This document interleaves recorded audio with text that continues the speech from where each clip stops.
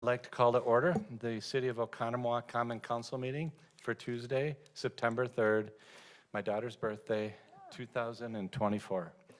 Have all meeting notifications been made? Yes, Your Honor, they have. If we would all please rise, and Lucas, would you please lead us in the Pledge of Allegiance?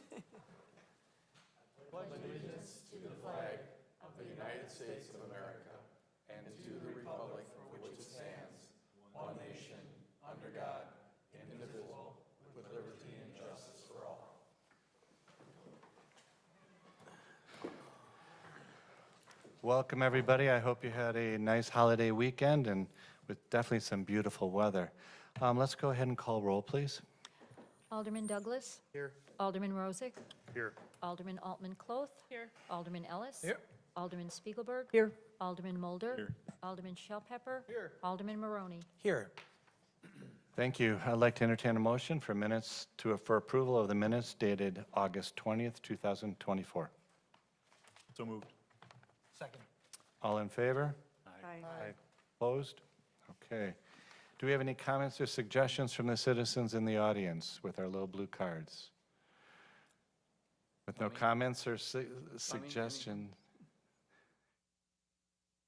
Nope, great. You're the only one. We'll move on to our consent agenda items, 6A through E. I'd like to entertain a motion or a request to remove anyone and talk about them.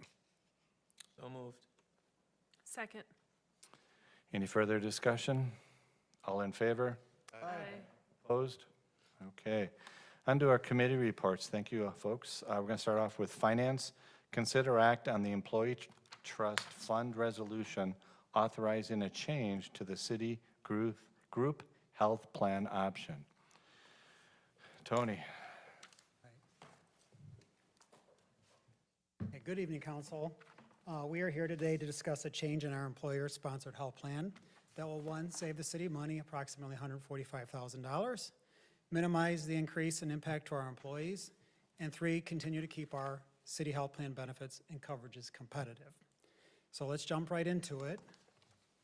On the city side, this is our current plan that I have up here on the screen. So for 2024, our employer cost is a little over $2.9 million. For 2025, that cost is going to go up to $3.2 million. So it's an increase of about $260,000 or 8.83%. On the right side, the employee cost, employees are now paying $271.20 per month.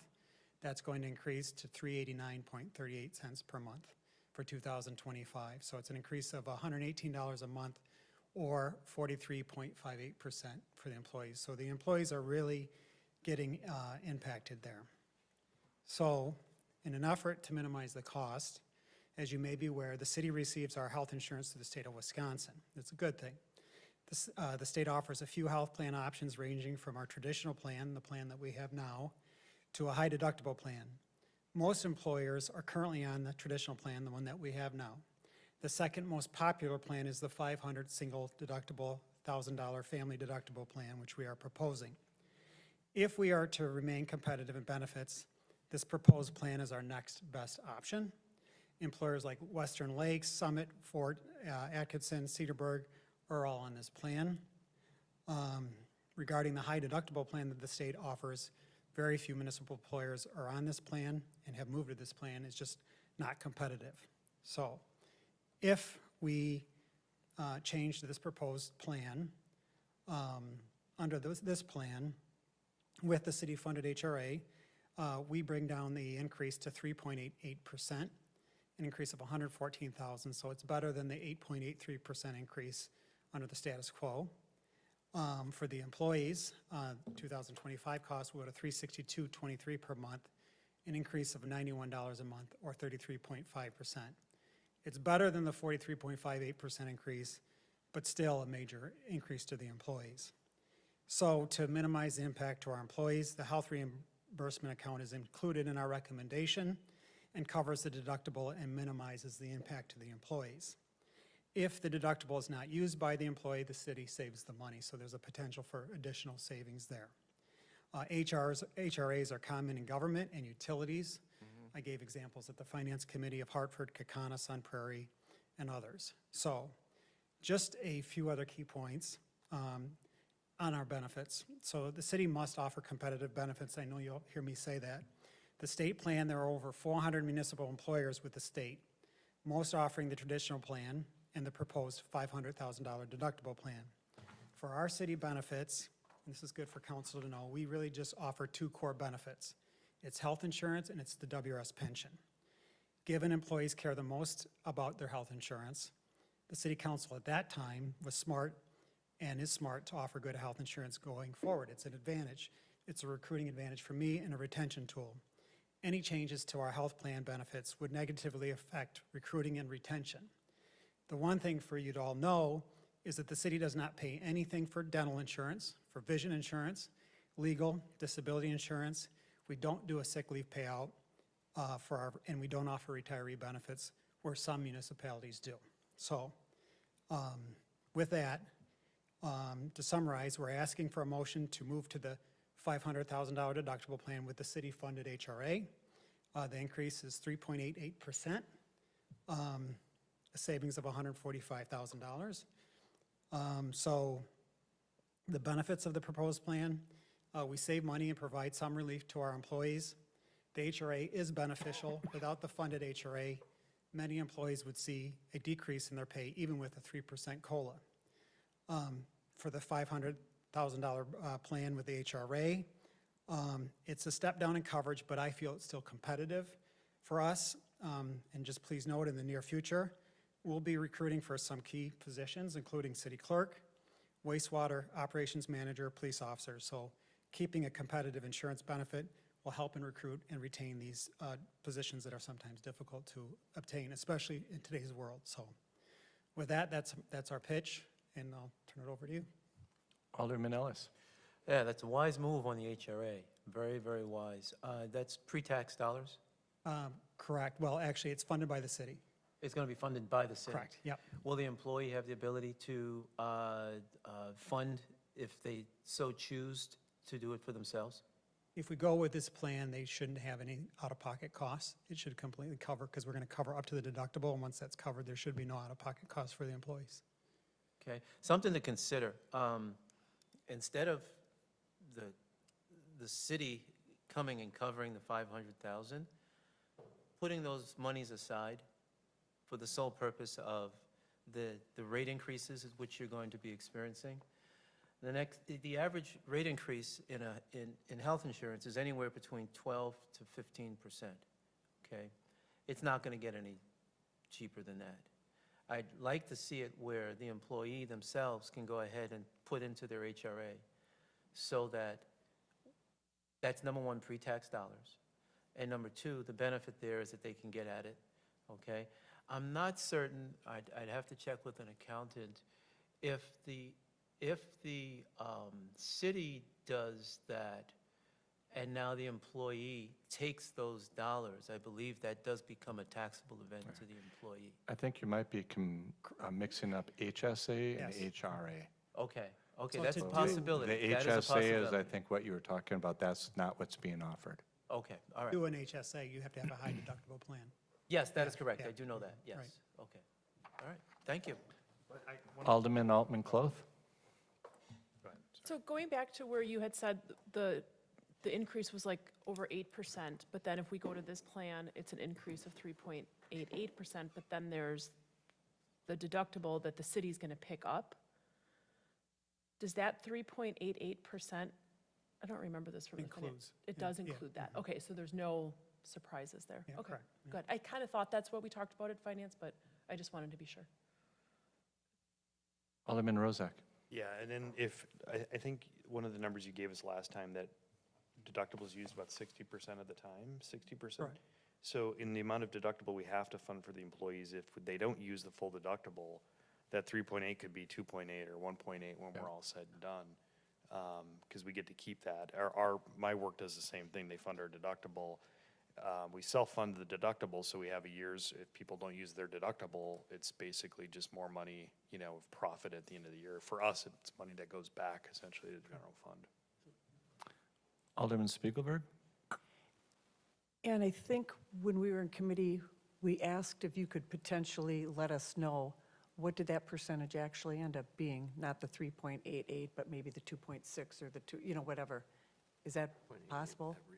Oh, for next year, like once Yeah. yes, correct. We could Right. update you at the end of Okay. the year once we Okay. get the usage in there and see what it's being used. I mean, and while none of us like to see an increase like this, I think Tony's done a really good job of doing his due diligence and bringing forth an option for us that still keeps us competitive, but doesn't cost, it's only costing the city portion another 88,000. So thank you for doing that. Alderman Mulder. You don't happen to know what the 2024 rate was for the 500,000 deductible plan, do you? Or what the employer was paying, What the employee would have paid? what the employee would have paid, I can tell you, I'd have to dig a little That's bit okay. to find it. I'm just curious Yeah. if Be kind of interesting to went look up at the the same trend. rate. All the plans went up, the exact same. same percentage, yeah. Okay, Okay. that's the question I should have asked. Yeah. Any other questions or comments? Tony, a great job on it, and for all the council and for those listening, the Finance Committee worked on this as well and was introduced a week ago. So trying to really nail this down, I think, has been important. It takes a long time to get to this point, so, and I appreciate the conciseness of the presentation, Tony. Any other questions? I'd like to entertain a motion, please. So moved. Nope. Second? I started my last name, though. Just kidding. She gets Go to the the second. videotape. Okay. Photo finish. Thank you, Mr. Posnick. you. Let's move on to our next. Do we have to call roll? shoot. Roll call. Sorry. Call roll, please. I got me all mixed up. Alderman Douglas. Aye. Alderman Rozak. Aye. Alderman Altman Cloth. Aye. Alderman Ellis. Aye. Alderman Spiegelberg. Aye. Alderman Mulder. Aye. Alderman Shell Pepper. Aye. Alderman Maroney. Aye. Next up, under utilities, consider act on resolution 24-R3218, awarding the contract for construction of the well number 8 pumping station.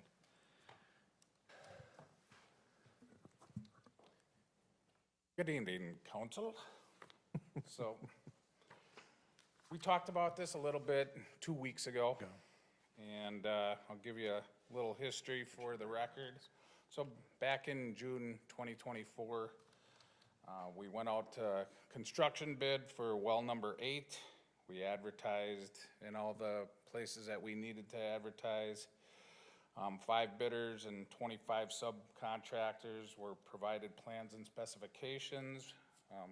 Bidders were very active during a 4-week bidding process. And on July 25th, we received 4 bids. We had a bid meeting, and when we opened up the bids, Hunzinger was low at $7.957 million. Findorf was next at $8.123 million. Mid-City was next at $8.472 million. And Lunda was the highest at $9.170 million. As discussed at the meeting, these were a little higher than we expected for our bids.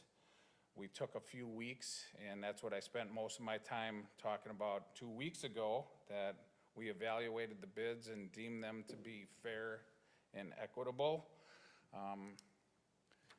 The lowest 2 bids were within 2%, and the lowest 3 bids within 6%, showed that there was a general understanding of, what was, the nature of the work for the well. So in summary, I'd like to recommend that we accept the lowest responsible bid and award it to Hunzinger Construction Company in the amount of $7.957 million plus a contingency of $795,700 which is a 10% contingency, for a total project award of $8.752 million, well, I should just say $8,752,700. Just doing a little bit of history why we're doing well 8 real quick. We've been working on our next well for over close to 29 years. The last one was in 1995, 96, or our last 2 wells came on board. Through the process of working with the WDNR, looking for sites, all that kind of jazz. During the process, this isn't a capacity increase or anything. This is to replace older wells. We've got a couple wells on our system. One was built, well number 1 was built in 1899. Well number 2 was built in 1911. We're looking at replacing well number 2, which is next to a gas station. We don't have any known problems with it, but the DNR also made recommendations that we looked back in 2017 that we look at replacing some of our non-conforming wells. This well will do that. Put us in a good position for the future. We can't be relying on wells that are 125 years old for the next 50 years. So this is the next step to making sure that our city has safe, clean drinking water. Do we have any questions or comments for Mr. Kari? Mr. Maroney?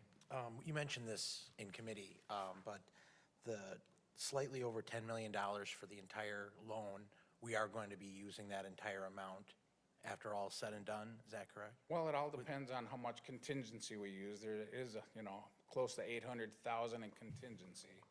But if we use, most of our contingency during the process of the well, we'd be closer to that figure that you just stated.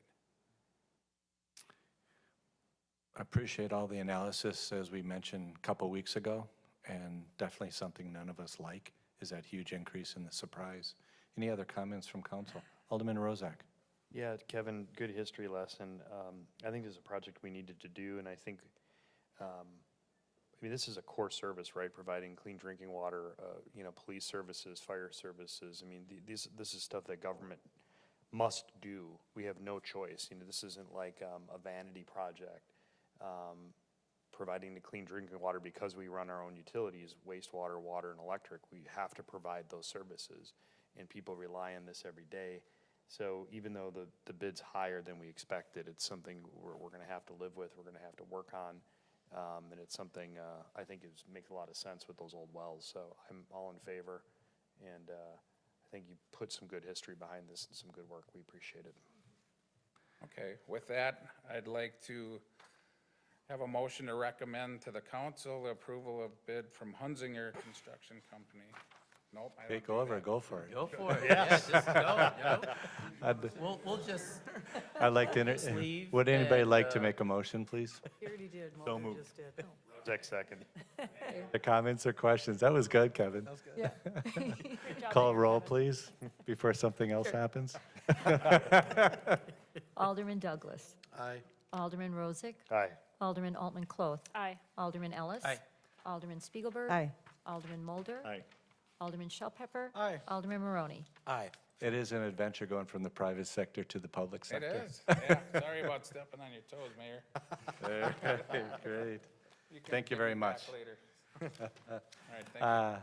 On to new business, consider act on the temporary use permit for the Louis Fest at the Dockhound Stadium, 1011 Blue Ribbon Circle North. Mr. Gallo.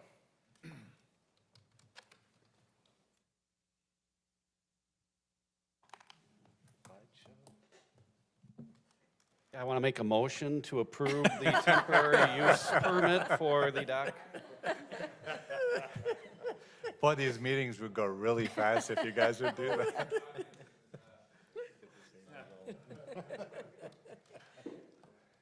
So a little history, we received a temporary use permit for Louis Fest. It's first time, the inaugural Louis Fest. It's to take place September 20th through the 22nd at the Dockhound Stadium. We all know where that is, at 1011 Blue Ribbon Circle North. Little history here, we approved a temporary, or a conditional use permit for the Dockhounds. This is a couple of the pages to put number 4, non-athletic events. This is a non-athletic event, so that's the one that's applicable. It says when they have 1,500 people or more and/or using a sound system other than the permanent ballpark sound system may be permitted, but only under a temporary use permit submitted to and approved by you guys, the City Common Council. And of course, the hours, I left that on there because it goes until 11 o'clock, so. So after that conditional use permit was approved, there was so many things in there because it all dealt with outdoor recreation that I put together a spreadsheet and I shared it with the Doc Hounds because I needed something to go off of. Indoor events, outdoor parking lots, outdoor athletic events, outdoor non-athletic, and outdoor concerts. This one falls under outdoor concerts. So you can see the hours are until 11 p.m. and conditional use allows, unless there's 1,500 or more, or using a sound system other than the ballparks. So that's what we're talking about. So they submitted, they came to staff, and at that point I said, nah, I reviewed their CUP and they needed to come before you for temporary use. So the very next day, August 22nd, they applied for a temporary use permit. So they provided the details. You've had this in your packets, and Sonny Bando is here to go through these with you, but it's basically it's a 3-day event, the 20th, 21st, and 22nd. Friday, there's some bourbon tasting that's limited to the number of people served by, it's indoors, it's on the 2nd floor. They're gonna have people checking IDs, licensed bartenders, so it's very limited. And then Saturday, there's a heart walk that's completely confined on their site. It's not gonna be going around the city or around Pabst Farms area. And then there's a tequila tasting as well. Sunday, general admission, there's gonna be showing the Packers on the screen. And there's different things going on. There's carnival rides, music, bags tournament, that type of thing. So there's also outdoor music, and I just wanted to talk about that, like Friday until 11 p.m. We know 11 is their cutoff. They have some bands, Pat McCurdy, the Now Band, etc., until 10. Saturday, they have, again, carnival rides and that, and then they have music, like Crossfire, Dirty Boogie, Big Al and the High Fives, Superfly until 11. And then Sunday, they have the Packers on the scoreboard, no music on that day, and it's just from 12 to 4. So carnival rides, vendors, and it really is supposed to be a community-orientated event, the last event of the summer. Are you going to guarantee a win on Sunday? The Packers showing? I don't know. So this is, I want to stress, this is an updated, real big in all caps over here. I received this on August 29th. They updated it based on the staff comments. They gave it more thought, and they said, we're going to move the stages. It's kind of color-coded here. Small live music stages at the home plate, and the primary live music stages in the center field area. They'll have some beer stands and food stands over here. This is the carnival rides. This is a little bit different than what you saw in the packet. There was some police and fire discussions during the staff meeting, and they suggested that it would be too confined in this little area to have a stage, so they decided to space it out. Now, I did notice in their events, maybe they will change this, but there is some overlap then on their stages. So, do they want to have two bands going right across from each other at the same time? I don't know. That's something I just noticed. So I did draft a permit because it's on the agenda, and if you approve it, then I will sign it, saying per the Common Council action this evening. I said right here, whereas the City Common Council on September 3rd reviewed and approved said temporary use permit. I may want to update it with the updated site plan because that's referenced down here, the materials received. So I would do that, but then I would sign it and send it to them. So there's a recommendation. I know Sonny's here and he's available to answer any questions that you may have. Council members, do you have any questions either for Mr. Gallo or for Mr. Bando? Alderman Rozak. I'll just make a couple general comments. I was out there and I actually saw several other aldermen out at the National Night Out that you guys allowed to have hosted out there. That was great. That was an awesome event. Really a lot of people, very popular. I'm all in favor of this. I think the plan we put together when you guys came in initially and that we drafted and we worked on extensively, I think is doing what it's supposed to do, which is giving us a chance to look at these events and just make sure that it doesn't turn into some massive music festival every weekend and really disturb kind of everybody around there's peace. And I think, wish you the best of luck. I'm all in favor of it, so good luck. Thank you. Yep. Any other questions or comments from council? I'll be there for the bourbon tasting. I'd like to entertain a motion. I just have a comment. Sure. That, It said 11 on the music ending. All the acts Friday and Saturday night will end at 10. The doors, everybody's out at 11, so. okay.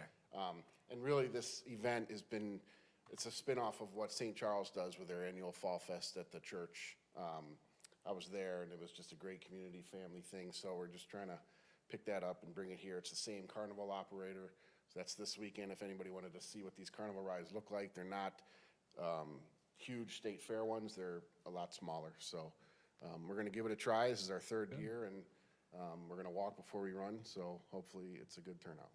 Alderman Altman Clough. Just out of curiosity, what's the Sunday kickball tournament? And will you be inviting Western Lakes there? We could, for a rematch, is that what I'm? No, seriously, though, what is that? I think it's just an open kickball event because the game will be on the scoreboard, so I'm sure a lot of kids will be throwing balls around, footballs, and just having fun. So we'll have kickball out there and bag tournaments and, those type of things. I was curious, but I also wanted to put a little, into. He's throwing out the first pitch tomorrow night, so hopefully Chief's arm's ready. I expect a good delivery. A workers' comp for an injury. Yeah. We want to save that money. Nice, Chaz. No, we appreciate what you guys do in the community. Absolutely. Appreciate that. I'd like to entertain a motion. So moved, Altman Cloth. Second, Ellis. Any further questions or comments? Call roll, please. Alderman Douglas. Aye. Alderman Rozak. Aye. Alderman Altman Cloth. Aye. Alderman Ellis. Aye. Alderman Spiegelberg. Aye. Alderman Mulder. Aye. Alderman Shellpepper. Aye. Alderman Maroney. Aye. And Sonny, before you leave, just want to congratulate the team. The first time you're in the playoffs of such a young team kicks off tomorrow night. All right, all are Hopefully it's welcome. better than the first pitch. Families but, are all you know, welcome, so we're not sold out. yeah, Thank you. So it's wonderful and good luck. Thank you. You bet. Thank you all. On to any staff reports? No, sir. Do we have any comments from the alderman tonight? Alderman Shellpepper. Just a quick comment. We had the gas leak last week. I believe that happened. That was, I appreciate the quick response. Thank God, and that nothing more serious occurred. It was really scary for a lot of people, I think, lived in the neighborhood. I don't want to be someone to complain, but at the same time, I just think as city leaders, as members of the city council, especially people who live in the district, that we should have some level of understanding of what's happening there. And it's unfortunate when the way, I find out about it is through like third-hand, it's secondhand sources. And I know just in the last few months, Mayor, you've texted and said, hey, here's a way we can communicate on emergency, serious issues. I think specifically it's something in the event of using the communication mode to reach out on time-sensitive or emergency issues to keep us all in the loop. And so I think, if there's any circumstance where, That's a good point. this would apply, Yep. it would have been then. And so No, good point. I don't know if we got to put it into like a city council resolution or what it needs to happen to make sure that we're sticking No, I to don't, it. yeah, and I don't think we need to make a regulation out of it. I think it just needs to be done. I'll work on that a little stronger with Mark, because there are times that I don't get informed, and you guys know before I do. No, and I get it. So I think I'm not using that as an excuse. I think what you're saying is 100% right on, but that's something, Mark, we should try to work on a little bit harder. Plus, sometimes with social media, we don't even know, and it just goes kind of crazy. Well, But right. that's not an excuse for you guys not being informed, which is point well taken. I appreciate that, Mayor. And, Yeah, thank Point well you. taken. And sometimes you can only say so much. That's also the challenging part that I've Well, learned. and I understand that, but I don't feel like that was a situation where there is only so much you could, I don't think that jeopardizes any sort of investigation or anything else by making sure a city leader in that district Yep. is informed of what's happening. Well, frankly, everybody, all the aldermen should be informed So, at the appropriate time, a certain way, so, yeah, good point. Alderman Ellis. Yeah, I just want to go ahead and I want to thank the staff for the fruit basket that I received after the surgery. It was outstanding. It never made it to the kitchen, just so you know that. Was it Coca-Colas and Snickers bars? Pretty much, yeah, pretty much. But, yeah, it's a long road, but I really do thank the staff for thinking of me. I know it cost probably about 1.6 billion, but I really appreciate it. Well over budget. That's right. It barely got passed. Yeah, I know, it was a really close, I know. But thank you very much. Alderman Altman Clove. I just want to let everyone know that Cornerstone is hosting a murder mystery dinner on October 4th, and the proceeds go towards the dog park. So would love to see you guys all there.